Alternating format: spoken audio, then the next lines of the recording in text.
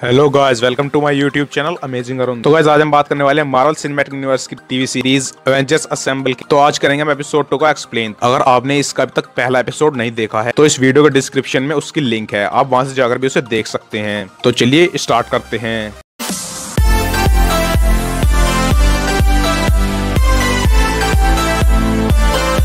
तो गाइस, इस एपिसोड की स्टार्टिंग होती है पिछले एपिसोड के एंड से, जहां पर हम देखते हैं कि टोनी स्टार्क के आर्मर को रेड स्कल निकाल लेता है और वो उसे अपने शरीर के ऊपर चढ़ा लेता है।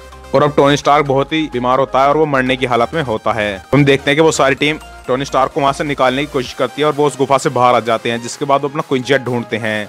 लेकिन उन्हें पता चलता है कि उनका क्वीन जेट पहले ही तबाह हो चुका है, जो कि मोडोक की वजह से ब्लास्ट हो गया था। तभी वहां पर नताशा यानी कि ब्लैक विडो अपनी एक छोटी सी कार ले आती है जो कि हवा में उड़ती थी, यानी कि वो भी एक छोटा सा जेट थी, और वो सब उसके अंदर बैठ जाते हैं। जिसके बाद वो उन्हें लेकर जाती है एक हॉस्पिटल की तरफ। लेकिन टोनी स्टार्क हॉस्पिटल जाने से मना कर देता है और वो उसे मेंशन जाने के लिए कहता है। हम देखते हैं कि वो टोनी स्टार्क को उसके मेंशन में वापस ले आते हैं, जिसके बाद फैल्कन उसके शरीर के अंदर बहुत सारे तार लगा देता है और वो उसे बहुत सारी पावर देता है। जिसके बाद टोनी स्टार्क जग जाता है और वो वापस से होश में आ जाता है।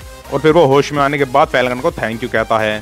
और फिर टोनी स्टार्क वहां पर जार्विस को ऑर्डर देता है मार्क 50 आर्मर को स्टार्ट करने के लिए। लेकिन जार्विस उसे ऐसा करने से मना करता है क्योंकि वो सूट तैयार नहीं हुआ होता है। लेकिन टोनी स्टार्क फिर भी उसे उस मार्क 50 को निकालने के लिए कह देता है। दूसरी तरफ हमें दिखाया जाता है एक सबमरीन का सीन, जो कि हाइड्रा की होती है और उसके अंदर मोडोक और रेड स्कल दोनों होते हैं। रेड स्कल वहां पर मोडोक से बात कर रहा होता है कि टोनी स्टार्क का सूट कैप्टन अमेरिका की बॉडी से बहुत ज्यादा बेहतर है। जिसके बाद मोडोक उससे कहता है कि आयरन मैन तो काम से गया, यानी कि आयरन मैन तो खत्म हो गया। जिसके बाद रेड स्कल उससे कहता है कि हमें केवल आयरन मैन को ही खत्म नहीं करना है, हमें बाकी सभी एवेंजर्स को खत्म करना है। जिसके बाद मोडोक वहां पर कहता है कि मैंने अपने कुछ साथियों को वहां पर भेज दिया है, और वो अपने कुछ नैनो पार्टिकल्स की बात कर रहा होता है जो कि ब्लैक विडो की उस कार में उनके साथ आ गए थे। अब दूसरी तरफ दिखाया जाता है टोनी स्टार्क उन सबसे वापस जाने के लिए कह देता है और वो कहता है कि अब तुम सब अपने काम पर वापस जा सकते हो। जिसके बाद होकर इससे कहता है कि क्या तुमने हमें इसलिए बुलाया था कि तुम हमें दोबारा से अलग कर सको। जिसके बाद टोनी स्टार्क उन्हें वापस से जाने के लिए कह देता है और फिर सब गुस्सा होकर उस लैब से बाहर चले जाते हैं।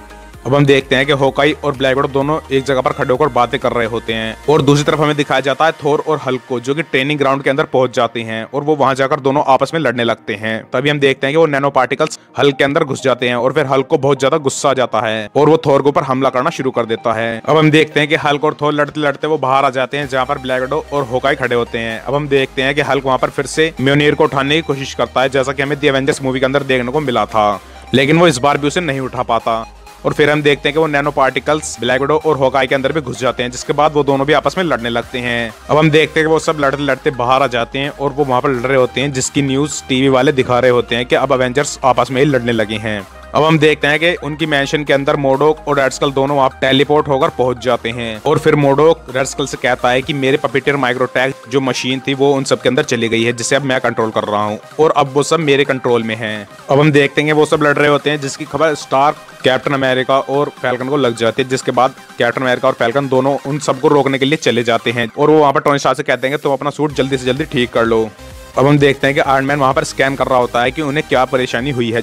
जब कैप्टन अमेरिका और फैल्कन दोनों वहां पर बाहर पहुंचते हैं तो उनके शरीर के अंदर भी वो माइक्रोबोट्स चले जाते हैं और आयरन मैन को पता चल जाता है कि ये सब मोडोक की करतूत है। अब हम देखते हैं कि रेड स्कल टोनी स्टार्क की मैंशन के अंदर घुस जाता है और वो उसकी आर्क रिएक्टर के पास पहुंच जाता है, जिसके ऊपर स्टार्क काम कर रहा होता है और वो उसके ऊपर एक बॉम्ब लगा देता है।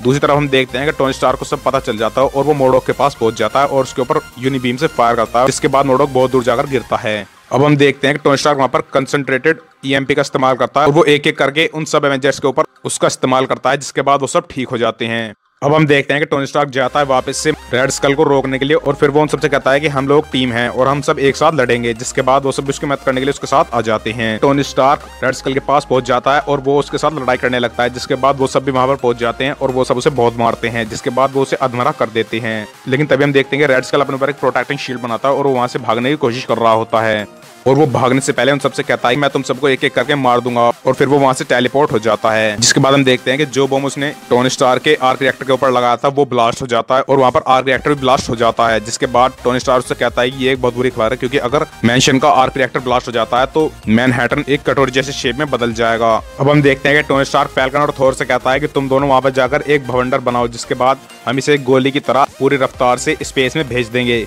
और वो कैप्टन अमेरिका, ब्लैक विडो और हॉकाई से कहता है कि तुम लोग बाहर लोगों को जाकर इस एरिया से दूर करो ताकि उन्हें कोई नुकसान ना पहुंचे। और फिर वो हल्क को अपने साथ ले जाता है और हल्क से कहता है कि तुम पूरी ताकत लगाकर इसे बहुत ऊपर फेंको, जिसके बाद वो उस आर्क रिएक्टर को बहुत ऊपर फेंक देता है। और फिर टोनी स्टार्क अपनी यूनी बीम का इस्तेमाल करता है और वो उसे उस भवंडर के अंदर भेज देता है, जिसके बाद वो आर्क रिएक्टर आसमान की तरफ जा रहा होता है और फिर वो स्पेस में पहुंच जाता है, जिसके बाद वहां पर फैल्कन बेहोश हो जाता है और फिर थोर से पकड़ लेता है और वो उसे वापस जमीन पर ले आता है, जिसके बाद उसे होश आ जाता है। और अब हम देखते हैं कि टोनी स्टार्क का मैंशन पूरी तरह से तबाह हो जाता है।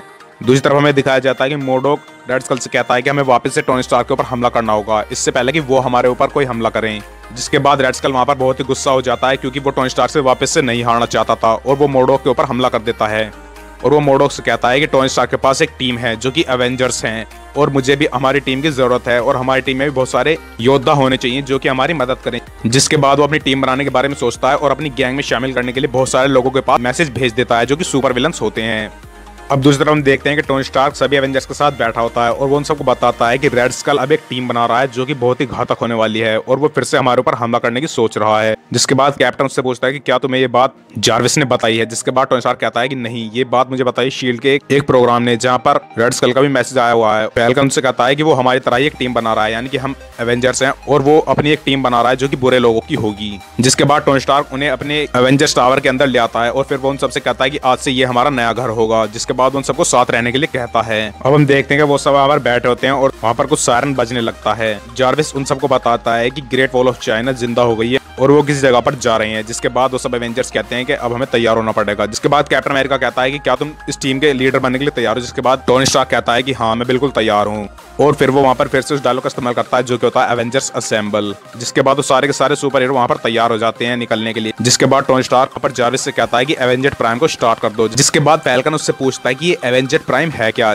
तो टोनी स्टार्क उसे बताता है कि तुम उसी के अंदर खड़े हो और हमें पता चलता है कि वो एक क्विंजेट होता है जो कि टोनी स्टार्क की उस एवेंजर्स टावर में लगा होता है। और फिर वो सब निकल जाते हैं वापस से दुनिया को बचाने के लिए और ये एपिसोड यहीं पर खत्म हो जाता है। तो गाइस, वीडियो अच्छी लगी हो तो चैनल को सब्सक्राइब कर लें, वीडियो को लाइक करें। और अगर आपको इस एपिसोड को पूरा समझना है तो आपको इसका पहला एपिसोड देखना पड़ेगा और उसकी लिंक भी आपको डिस्क्रिप्शन में मिल जाएगी। और मैं मिलूंगा आपको इसके एपिसोड 3 के साथ। तब तक के लिए बाय बाय।